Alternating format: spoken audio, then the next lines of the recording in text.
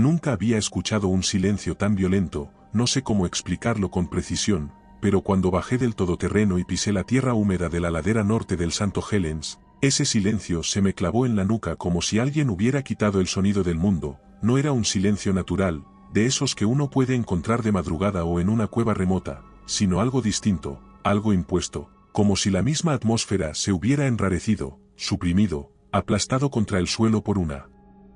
fuerza que no quería que el bosque hablara, ni cantara, ni sonara. Eran las 22:14 cuando llegué al refugio, una cabaña de mantenimiento que la agencia de conservación aún usaba ocasionalmente para monitorizar especies protegidas. La reserva estaba cerrada al público desde hacía meses por riesgo de desprendimientos, pero yo tenía los permisos necesarios para instalar las trampas de cámara y grabar material para una serie documental sobre fauna nocturna amenazada. En teoría solo vendría a registrar a los murciélagos de cola libre que anidaban en las grietas de piedra más altas, y si tenía suerte, conseguiría tomas de algún búho manchado, escurridizo como el agua, pero lo cierto es que en el fondo no era eso lo que me atraía de este lugar, lo que me empujó a desviar el presupuesto, mentir sobre mi itinerario y dormir solo en un refugio olvidado a 20 kilómetros del primer teléfono operativo. Había leído sobre él en un foro enterrado de criptobiólogos. El zumbido sin fuente, lo llamaban así algunos testimonios anónimos, otros simplemente hablaban del ensordecimiento del bosque, como si en ciertas noches el sonido fuera extraído del aire de forma quirúrgica, los grillos, los búhos, las ardillas nocturnas, incluso el viento entre las hojas, todo desaparecía de pronto, como si alguien apretara el botón de silencio en un ecosistema entero, pero no era solo la ausencia de ruido lo que les asustaba, sino lo que venía después, una especie de vibración en el pecho, un sonido que no se escuchaba con los oídos sino que se sentía en los huesos, como una frecuencia baja, molesta, que hacía fallar grabadoras, que deformaba las voces, que dejaba a los ciervos paralizados y a los perros aullando. Entré a la cabaña con la linterna en la frente, el aire olía a humedad y madera antigua, aún quedaban marcas en el suelo del equipo de inspección anterior, pisadas, papeles rotos, una taza de metal oxidada con pozos de café, pero lo más extraño era que una de mis cámaras trampa, la que había dejado colocada semanas antes con ayuda de un guarda del parque, estaba en el suelo, girada, con la correa rota como si alguien la hubiese arrancado de un tirón, y aunque la tarjeta de memoria seguía en su ranura, el visor marcaba que solo había 3 clips grabados en los últimos 7 días, todos de la misma noche, todos con la marca de tiempo alterada por varios minutos. Me senté frente al ordenador sin quitarme la chaqueta por el frío, abrí los archivos, el primero mostraba una imagen borrosa del bosque bajo luna nueva, casi nada, solo ramas moviéndose al fondo, el segundo era peor, completamente negro durante 5 minutos, pero el tercero era distinto.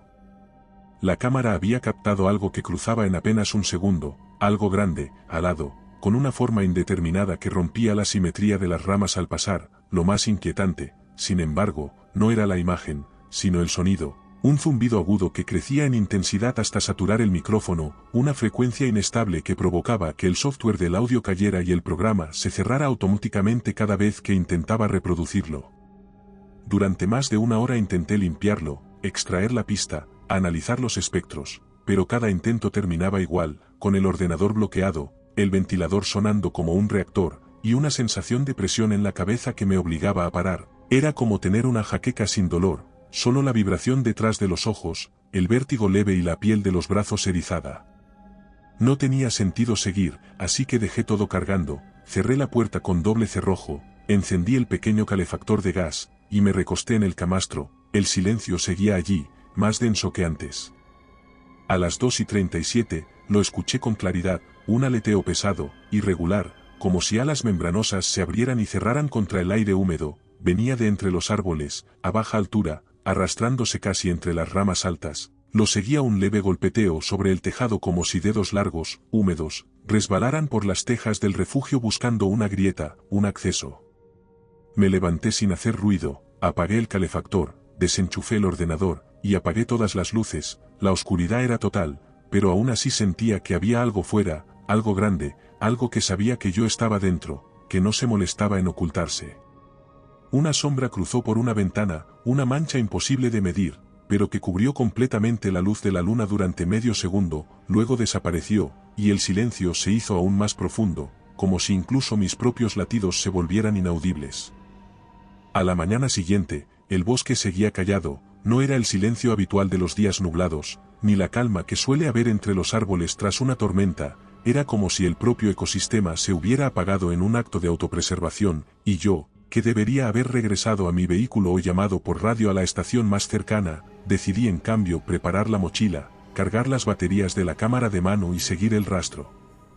El rastro no tenía lógica, no era un sendero de pisadas ni una serie de marcas, era una línea interrumpida de hojas arrancadas de forma mecánica, de ramas rotas a alturas extrañas para un ser cuadrúpedo, de arañazos paralelos que no se curvaban como los de un oso, ni se superponían como los de un felino, eran rectos, verticales, como cortes hechos con una cuchilla demasiado grande, pero sin astillar la corteza, como si algo afilado hubiera surcado los árboles sin esfuerzo, como una garra, o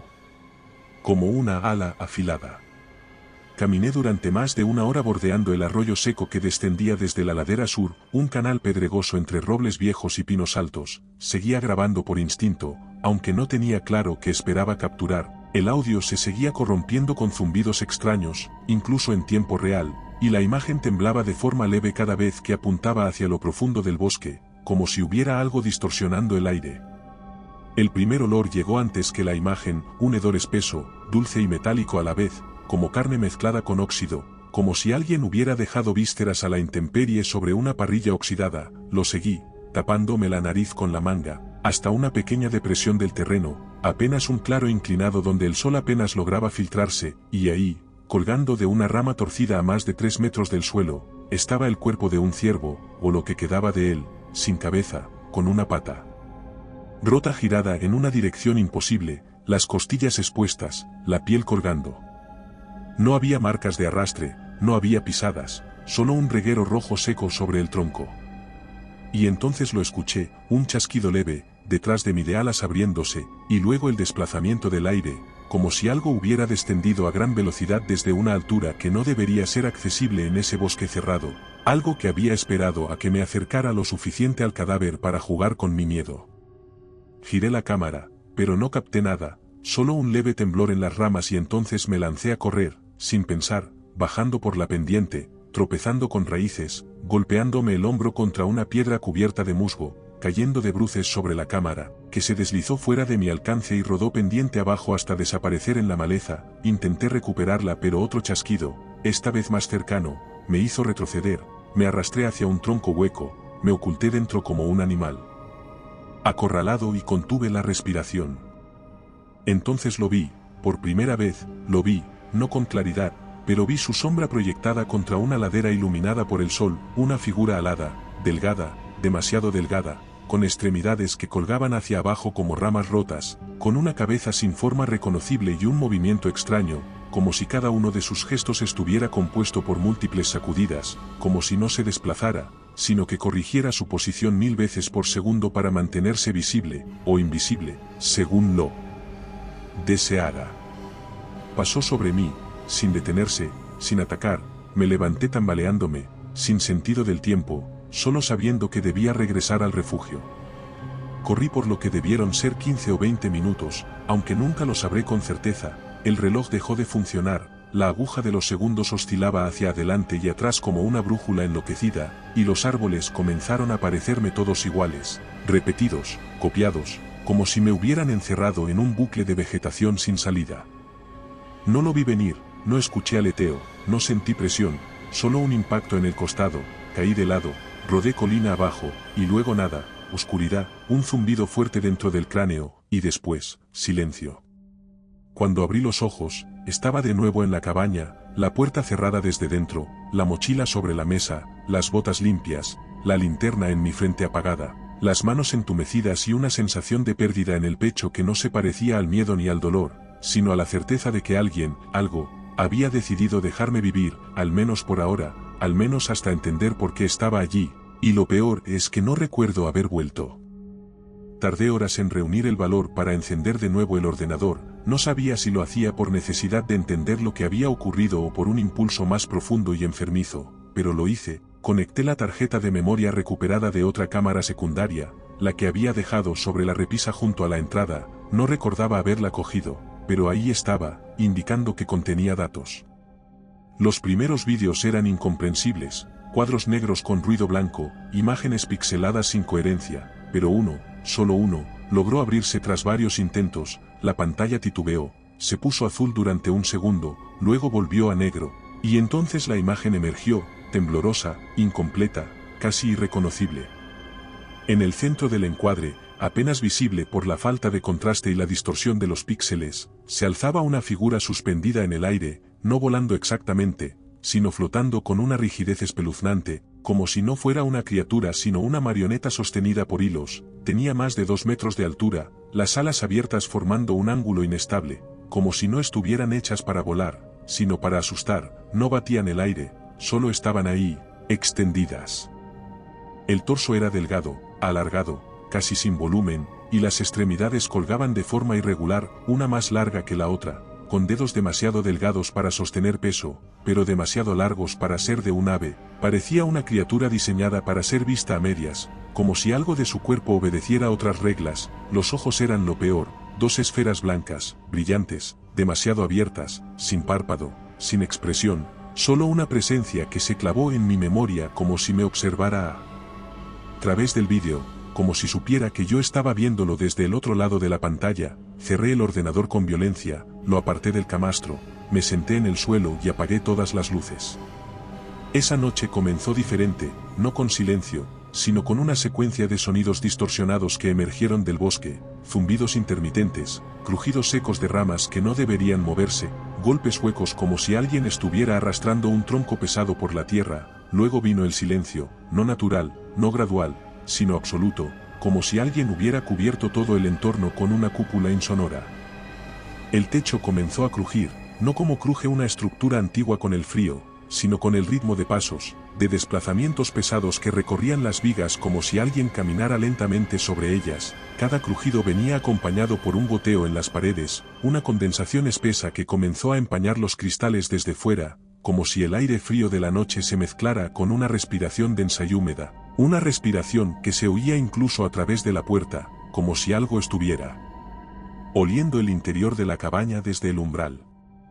No me atreví a moverme durante varios minutos, pero cuando la respiración se acercó a la ventana del baño y los cristales comenzaron a vibrar, agarré la cámara, la más ligera, y me encerré en el baño, apagué la luz, me senté en la esquina más alejada de la puerta y comencé a grabar en la oscuridad.